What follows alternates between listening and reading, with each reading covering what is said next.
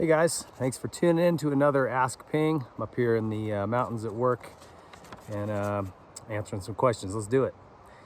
First one says, hey Ping, just want to say thank you so much for your involvement in getting Kenny on that 250 for straight rhythm. Always such a cool event, and his style on a two-stroke is definitely one of the highlights of the off-season for me. I know you're not exactly close with the KTM camp anymore, but there were several 23 KTM two-strokes in the event. Is it safe to assume these were the new fuel-injected bikes? What are your thoughts on these? It seems from past bike tests that you prefer a well-tuned carb over electron unit. Do you think the feel of the FI will be the same, or will it be the leap forward it was for the four-strokes? Will this drive up cost too much or add too much risk of failure to be worth it? Very curious to hear your thoughts on this move for the two-stroke. As always, thanks for the content. Keep it coming. Jonathan in Tennessee. So first of all, thanks for the letter, Jonathan. My issues are only with the media crew. Has nothing to do with the race team. Ian and the boys over there are awesome. I've got a good relationship with them. And in fact, I did chat with Ian, who came to the States with Greg Albertine when he came over here from the GPs. They were buddies as kids. Ian was his mechanic during his World Championship runs and his mechanic the whole time he was here racing in the States. He went with Roger to Suzuki, helped build that program, and then came over to KTM. Ian Harrison is very, very dialed in when it comes to technical things.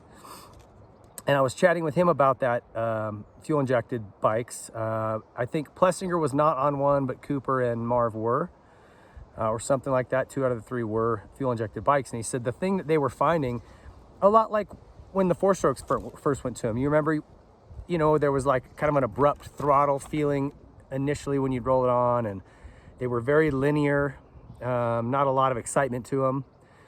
Not a lot of over rev, and that's the same issue they're having on this two-stroke. Just because it's so new, it's going to take some time for them to work on the mapping and get that feel right.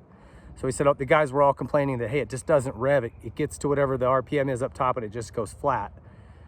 Great throttle response and that kind of stuff, but that character that you want, like in a two-stroke that's jetted just right, like if you listen to Kenny's bike, that thing would just keep climbing. So in the whoops, or if you're kind of revving out off the face of a jump, he doesn't run out of power. They're not quite there yet with that, but he said that it's super complicated, that you're having to deal with exhaust temperature and crankcase pressure and all of these different things. There's so many sensors, it's very complex. And just figuring out the mapping, it's tough. It's going to take a little time, but he says they are working on it. They actually made a lot of progress this week, or the week prior to the straight rhythm event. And I said, well, is anybody at KTM, either in Europe or here, really working on it there? Are they going to focus on this? And he goes, well, the things that we did this week, we're going to give them a good direction to go, and they're going to continue to develop it. So I guess at the end of the day, we'll see. Certainly, anytime you add that much technology, cost is going to go up.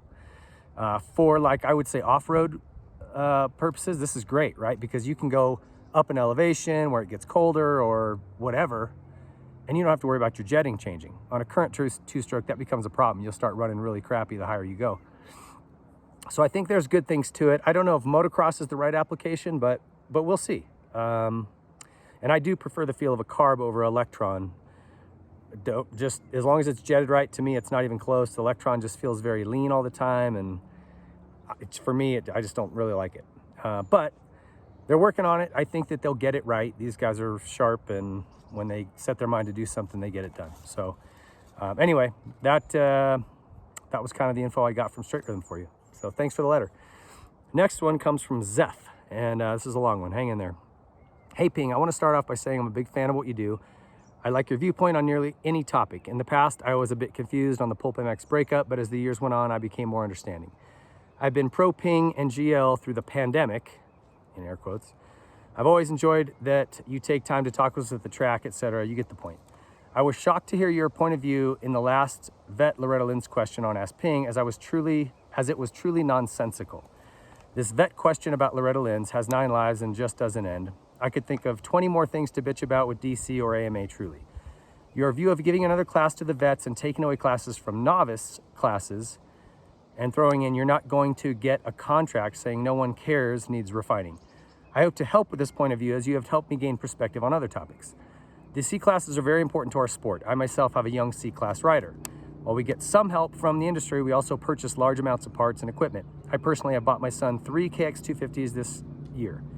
When we race, these classes are typically the largest anywhere you go. They fund much of what is local and amateur racing events. This class is the feeder, along with the Super Mini and 125, to the B class. Many of the 21 C class were able to qualify for B at Loretta's this year. Newsflash, none of the vet class will feed up into the B class, let alone the pro ranks. I repeat, none. There will be many C class riders that advance into higher forms of racing, contract or not, even if no one cares. I have no stake in what vet classes race. Clearly you have no vested interest in C, but I can tell you it is probably the most important class of our sport. Without novice class racing, I would argue most of the local and amateur national races wouldn't be financially feasible. A few weeks back, I started writing to you and couldn't find the words about my son, Jack Carrig. I was thinking I would reach out to you because Jack worked for Dirt Rider back in the Chris Dennison days. He tested all the mini bikes for years. He would ride the bikes and would typically build them and write stories. Now that he's moving on to the B class next year, maybe he could get a chance to work with you. I have many media examples if you're interested. A lot of kids move on. These kids move on to add value to the industry and ultimately our sport. Thanks. Zeph. Okay, so a couple of things. First of all, let me clarify what I meant by that. I'm not saying C-class racing isn't important. Absolutely. That's the foundation for our sports, where people get started. And on a local or regional level, you're right, most important class by far. I'm talking specifically about Loretta Lynn's. This is the pinnacle of amateur racing. The one event where you really see where you stack up against the best riders in the country and even the world. A lot of international riders come over for that event. In that setting, I don't think that saying you are the novice national champion carries a lot of water. I just think it's silly. It's like saying I am, the best flute player at, my local dance hall. I mean, it's just not really a big deal. That doesn't mean they shouldn't have those classes. Those classes aren't important, but I stand by what I said. I'd rather see more mini bike classes added, or electric bike classes added, or vet classes added. Because remember that vet riders, while they aren't ever going to move up into pro ranks if they haven't already been there, they also have the money. Okay, those are the guys that have money to spend, and they do help our sport stay afloat. So there's that. That's kind of my opinion there. What else do I have here? I think that by getting rid of C, and I'm just talking adult classes, I'm not talking mini bike, let the kids continue to go. But 250 and 450 C classes, stock and modified, it's just silly to me. Give more kids a chance to go. That's my opinion. And I think that it will also encourage riders to not hang back in the C class to win a title. It'll encourage them to move up, which is something else we need across the board. Stop trying to milk it so you can win a title and move up.